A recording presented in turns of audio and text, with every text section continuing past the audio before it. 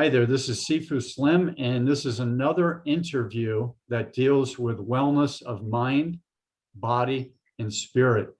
And I realized when I was looking into certain books that were bestowed upon me recently by people who have studied the relationship between mind and body and lifestyle, and our thoughts control what we are to a certain extent, and how to overcome ego, that what the person who wrote this book, Dr. Jim Dreaver, and Your Story Begin Your Life, he talks about things that are complementary to what I do. So what I do about physical movement, moving the body and the mind comes with it, reducing stress through movement, increasing brain capacity, allowing us to sleep better, all these things, digest better, all these things are related to movement. But one of the key components is that you have to program ourselves to make it happen. So I'm going to bring Dr. Jim Dreaver on right now to say hello. Hello there, brother. How you doing? Good, man. So tell me what it means to make it happen, Jim. I refer more to allowing it to happen. Allowing it to happen. Okay. Yes.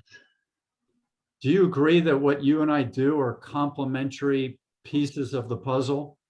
Yes, they're complementary. So my program will not happen if people live in the past and look at themselves and feel the pain and dysfunction that has accumulated, and it stops there now. So that's a pretty big statement. Any thoughts on that, stopping the now by living in the past, Jim? Very much so. I teach people how to live in the present, realizing that the present moment is actually all there really is. Everything else is a story about the past and the future in our mind. So the only now that is important is the now of making it happen. So that's what I wrote some notes about, what I'm thinking about, what I've learned from Jim.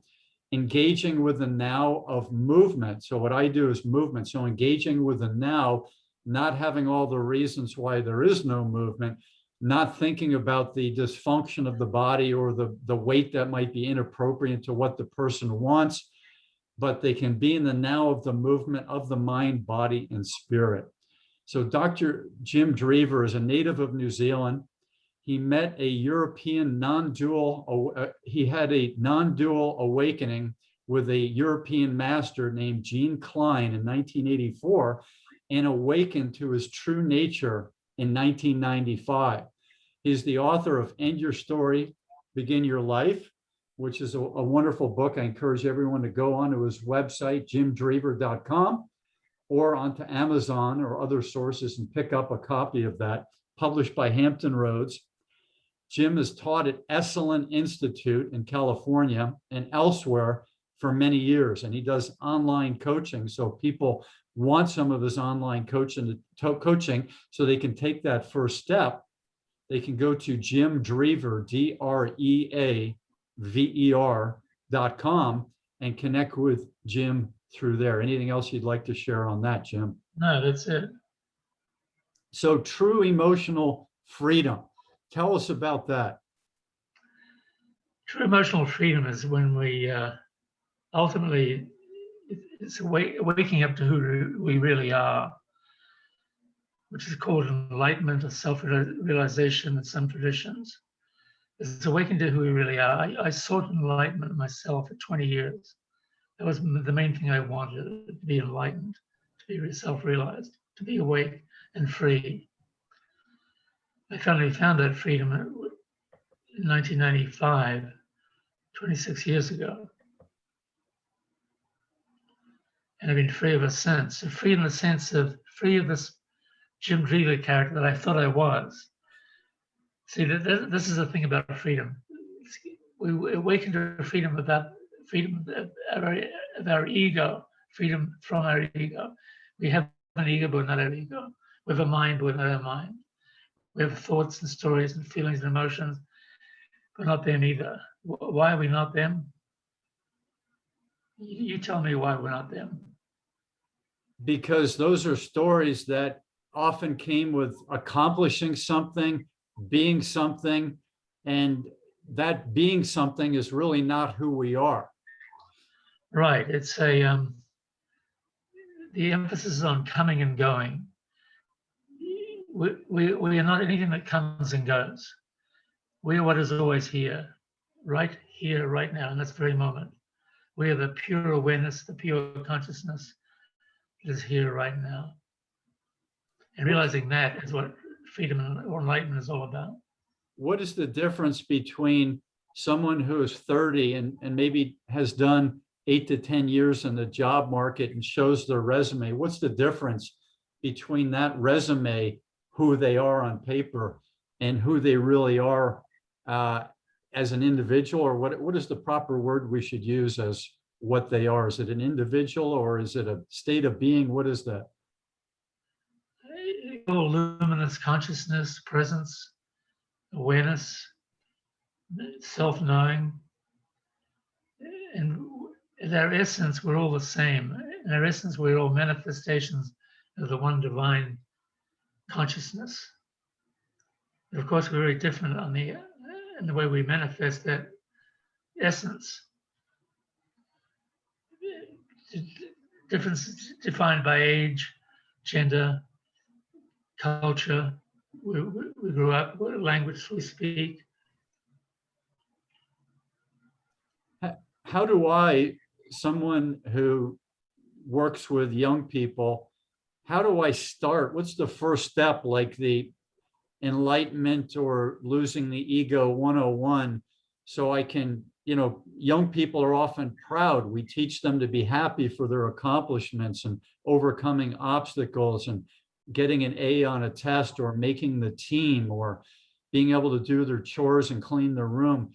How do I talk to a young person who might be 15 or 18 about what that means to lose their ego and what that means to be part of that consciousness that you're talking of? We don't lose our ego. I'm going to make that clear. We just realize we're not our ego. Okay. It's seeing. It's all about seeing. There's nothing we have to do to wake up. We just have to see that we're not our ego. We have to see that we're not our thoughts, because we're not our thoughts because they come and go. We're not anything that comes and goes. We're what is always here. We're the pure presence that is always here. So inviting them into a meditation, young people, be present, getting to know themselves, closing their eyes, watching how the thoughts come and go, how the breaths comes and goes, how feelings and emotions come and go, but they, the awareness, are always here. So the more you relax into the pure awareness you are, the more you, the better you feel. You feel this wonderful sense of relaxation, of ease, of flow, of harmony. A bookmark in a book that I had recently said, quick to listen, slow to speak. Is that something that could fit in with part of what you're talking about? Absolutely. It's a, remember, God gave us 2 ears and 1 mouth. Yes. You wrote true emotional freedom. You are not your ego, which is held together by triggers, lives in the past and future, and is only happy in the present when its needs are being met. Could you talk about that? Yeah. So basically, when we're not awake to who we really are, we live from our ego. We live from our mind, our ego identity, the I thought, the me thought, the Sifu Slim or the jdreaver thought, when we're not awake. But as we wake up, we realize we're not that, because it comes and goes. We're not anything that comes and goes. We're what is always here. So you begin to realize you have an ego, and your ego is a very important adjunct to our living. There's a saying that the ego makes a very poor master, a very good servant. And we need our ego when we need to say a strong yes or a strong no to something, or when we're setting goals, planning. These are all functions of our ego, and that's fine. it's good to do well in what we do. Whatever we do, we should do it well, consciously, with grace and ease. Yeah, I agree with that. I did jujitsu this morning with my jujitsu training partner, and you talk about doing it with ease and I'll throw in clarity and what our intentions are. So our intentions are to learn and improve and to share a great experience, right? So in my training partner's in his mid 50s, I'm in my late 50s. I may never get to the level of ability that I was 12 years ago when I was much higher functional fitness, more strength, more speed, more endurance, all those things. But now I can acknowledge that, and I can still do it with ease and with clarity and with focus and with understanding, with sharing. So it becomes, the true art that it is. Can you talk about the art of living and how to work part of this philosophy you're discussing into the art of living? That's a good question. Because, I myself, I sought enlightenment and I found it in 1995. So I've been awake and free now for 26 years. So, but the expressing this by teaching, working with other people is an art. And you become more and more accomplished at the art as we grow older. We become more steeped in the art of, really the art of listening, as you said earlier. It's really the art of listening. Listening to what's needed right now. What does this person need right now? In a confrontation, let's say you're being accused of something, and a normal reaction might be to defend. What is a good way, in your estimation, to handle a confrontation?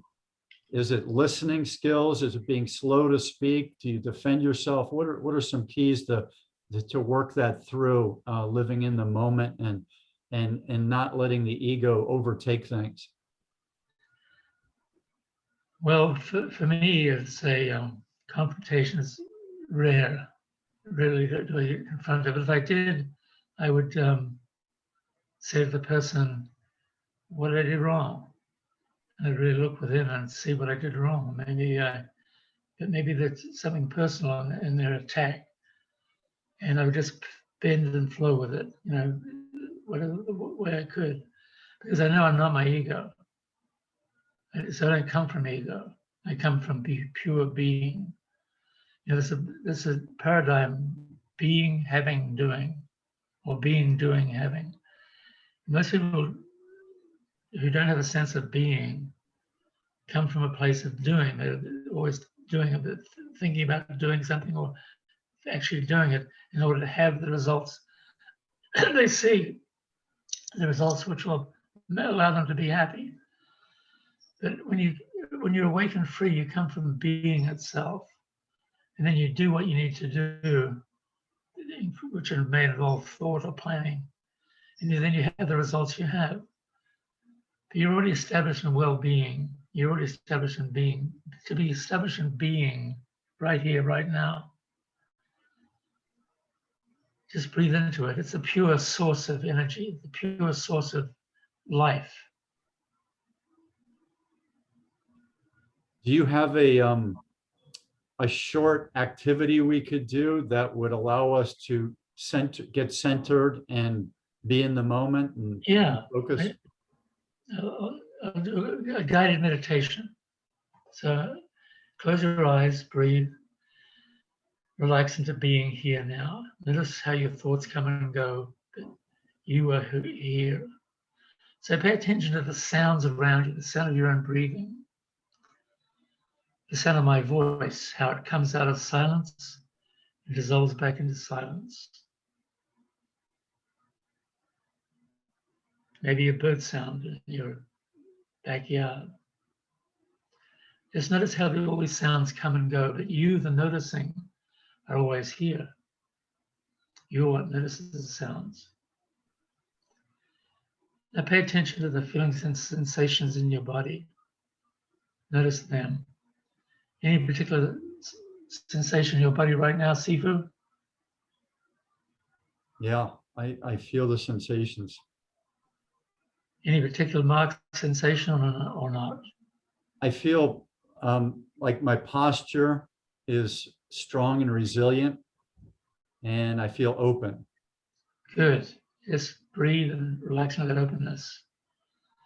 Again, notice that you're what notices, you're the witness of the coming and going of your sensations. And right now, the sensation you experience is one of ease and relaxation and strength.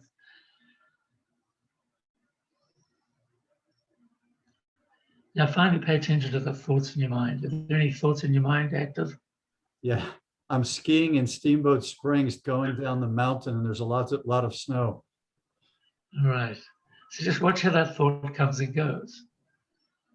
You can make it as vivid as you like in terms of visualization, but it's you're not that thought, but you have that thought. What you are is the pure awareness that notices the thought of skiing. So just breathe into the real awareness you are. Breathe and relax into the awareness you are. And realize that at this moment now, right now, here and now, is all there really ever is. No matter what we're doing, no matter what the activity, the time is always now. We're just here now. So breathe, relax, and be here now. Open your eyes. It's very soothing. Yes, it's kind of self-soothing, isn't it? Does it help to have someone lead you through and guide you on that activity? Well, it helps, but it's also you just do it on your own. Just stop and ever heard of Joel Goldsmith? I haven't. He was a spiritual teacher, very popular in the 50s and 60s last decade, last century, already the new century.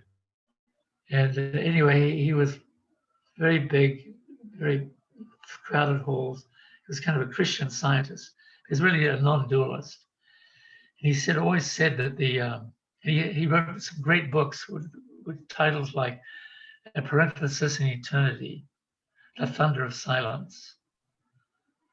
And he always said his favorite Coca jingle was from Coca-Cola, the pause that refreshes, the pause that refreshes. So we come back, basically it's coming back to now, coming back to this moment now. This is what I teach people, to enjoy the pause that refreshes right here, right now. And then you can see everything anew from this place of clear and pure being. You can see what needs to happen next. I have a question for you. I mentioned being amongst others who can lead you through a meditation.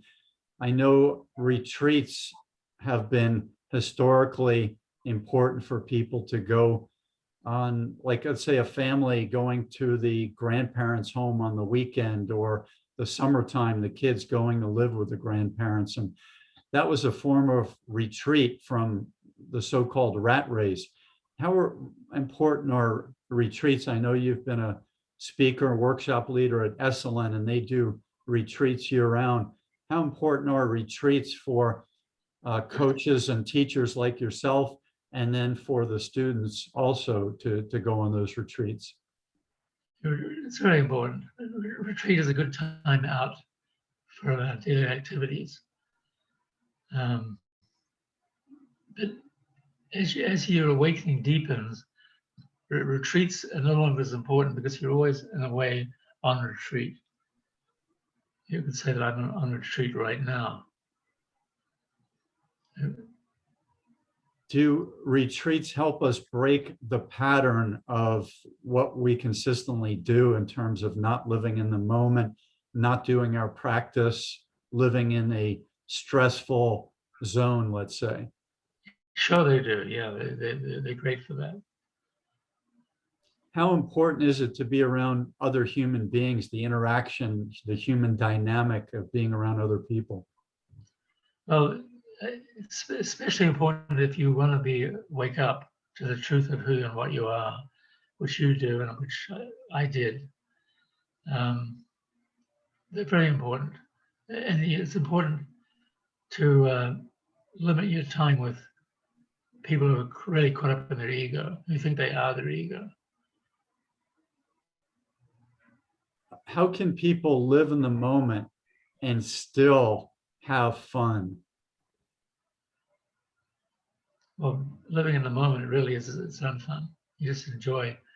I was leading a workshop at the Krishnamurti Center recently, over the weekend actually, just a small group of people, and in Ojai. And I told them the more awake and free you are, the better you feel inside. You just feel at peace inside. You feel a sense of flow, of ease, of harmony, of grace. And fun is good, but it's better than any fun. I came out of the meditation with a smile on my face. So just the fact that it was relaxing and smoothing, my natural impulse is to be in joy.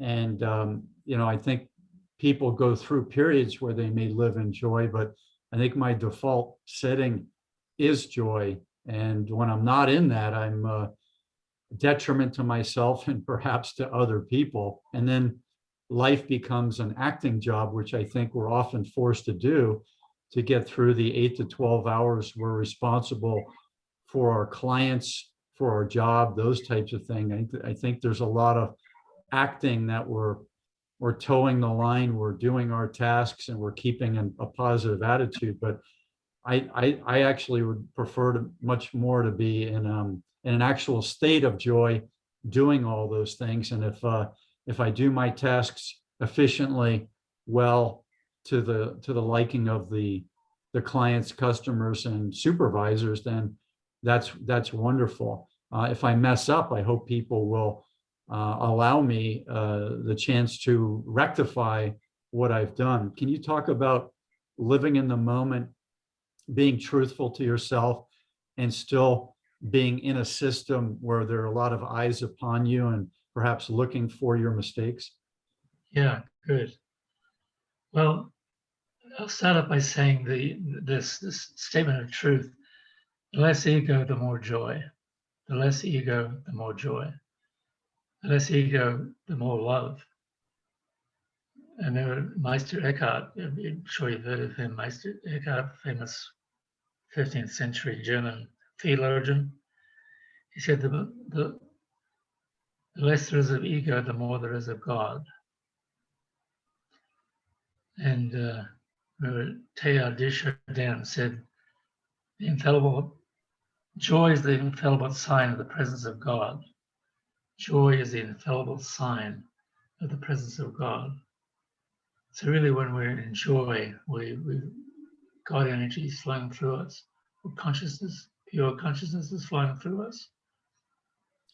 I was going to ask you, Jim, if you want to do another one of these so we can have two short ones. The next one we could do on boredom and on the last year and a half of people being on lockdown and that type of thing. And maybe we could have one and it would have its own separate title about, surviving quarantines and lockdowns, and we can talk specifically on that subject. Do you think that would be a good idea?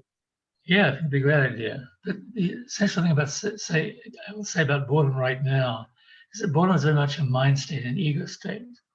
I feel bored. I am bored. Nothing's happening. Oh shit, nothing's happening. And it's very much identified with our ego. So I teach as a way of becoming free of our ego, or realizing we're not our ego, seeing that we're not that, is it triggers, which is why my new book is called Untriggerable. Yeah, why don't you talk a little bit about your book Untriggerable and the fact that it's available on PDF if people email you. And I have your email written here, but I'm not finding it currently. Do you want to share your email? jdreaver@aol.com. jdreaver@aol.com. Dreaver, like Dreaver. Oh, yeah, there Right. was jdreaver@aol.com.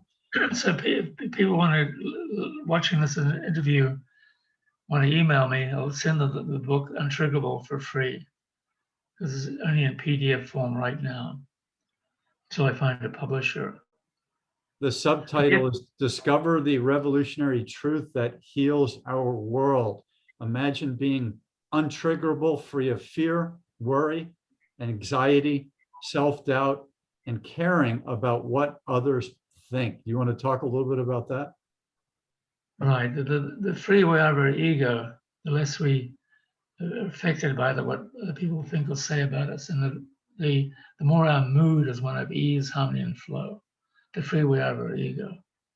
So the quickest way to get free of the ego is through our triggers, ironically enough. We must learn to welcome our triggers because it's showing us where we're not yet free. When we're triggered, our ego is triggered, our ego reaction. And how do we get free of that? We stop and look at the ego reaction. We say to ourselves, I'm not my ego. We remind ourselves that I'm not my ego. We see that what triggered us, it came from the past. It's some event probably when we were very young, actually. Most of our triggers come from that, being very young.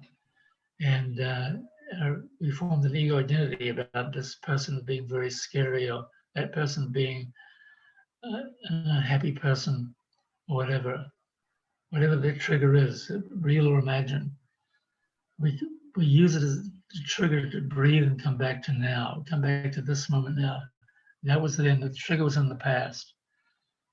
We learn to, so it would be helpful if you could share about one of your triggers, maybe Sifu.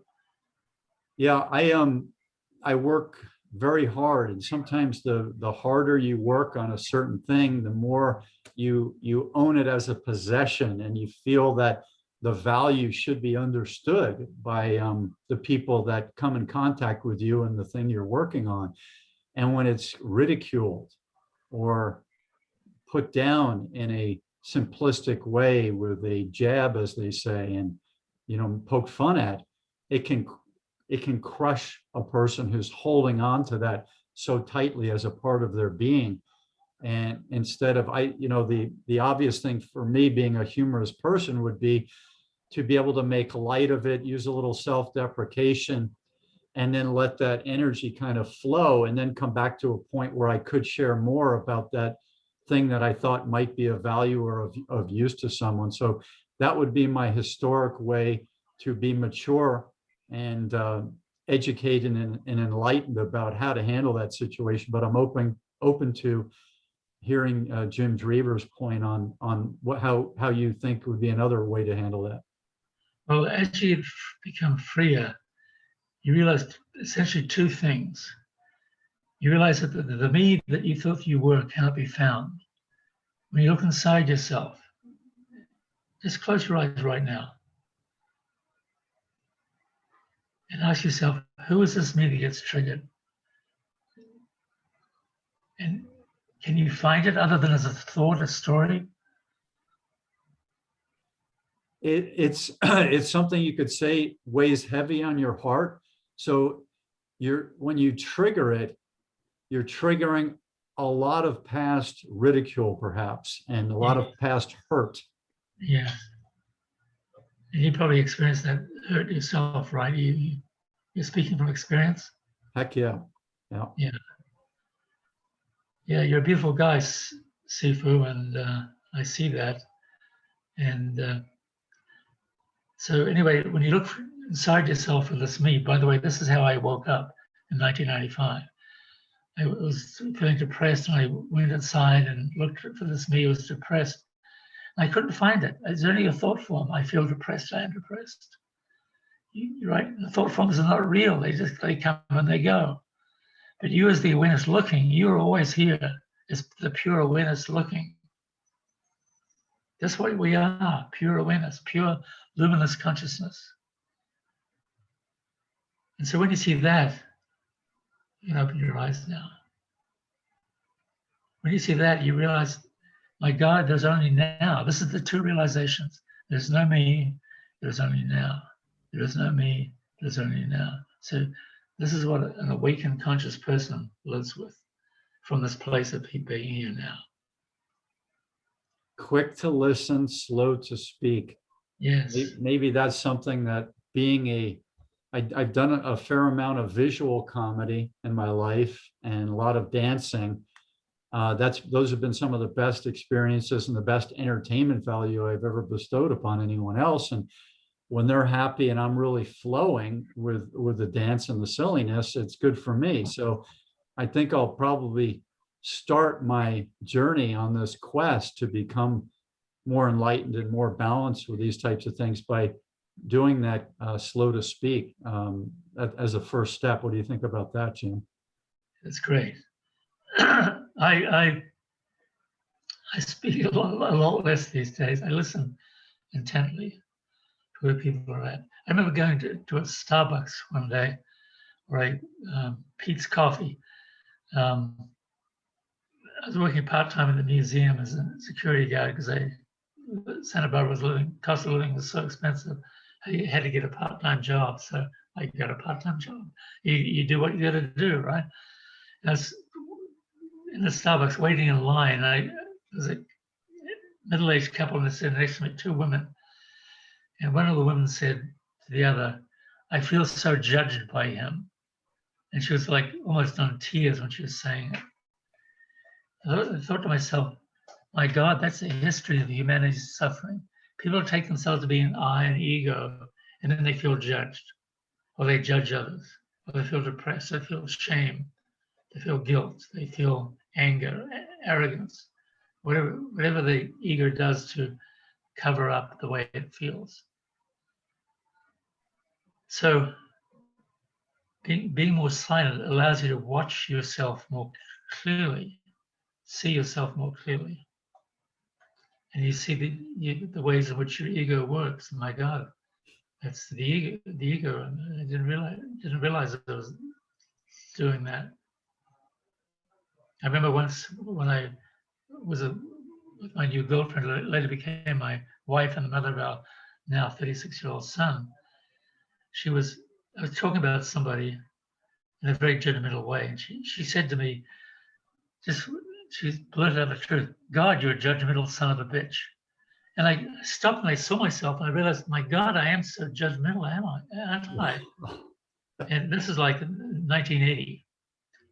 And from that moment on, I swear, I began to watch myself and my judgments. And it took many years, but they became less and less and less judging others. Wow, that's pretty powerful. I want to remind everyone to take a look at Jim's website, jdreaver.com, and to send an email to jdreaver@aol.com for a free PDF of Untriggerable, Discover the Revolutionary Truth That Heals Our World. Pretty powerful. So I'm looking forward to doing that. I'm going to be sending Jim an email, and for coaching sessions as well. Feel free to contact Jim, start you on your journey to be untriggerable and on the path of enlightenment. I think that's wonderful. So I got a lot of therapeutic value from our conversation today, Jim. Do you think we can tap into the boredom question and lockdown and being quarantined maybe next week? Sure. Same time next week is great. All right, let's plan on doing that. And I'll put this one out on the net.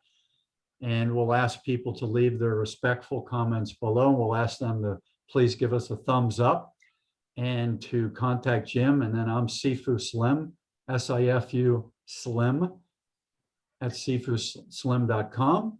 I'm fitness, wellness, and life coach. And I'm an author of a few books. And this is my podcast that deals with things of a wide range of topics. But I started out with fitness, wellness, and life issues, including a lot on athletes. And Jim's a former rugby player and military person from, are you from New Zealand, Jim? Yeah, New Zealand. So a Kiwi from New Zealand. And so we welcome your comments, your respectful comments below. And until we see each other again, we'll wish you all the best in your mind, body, and spirit, your health and wellness, and big aloha from us coming to you today. Aloha. Thanks so much, Jim. Thank you, Sifu.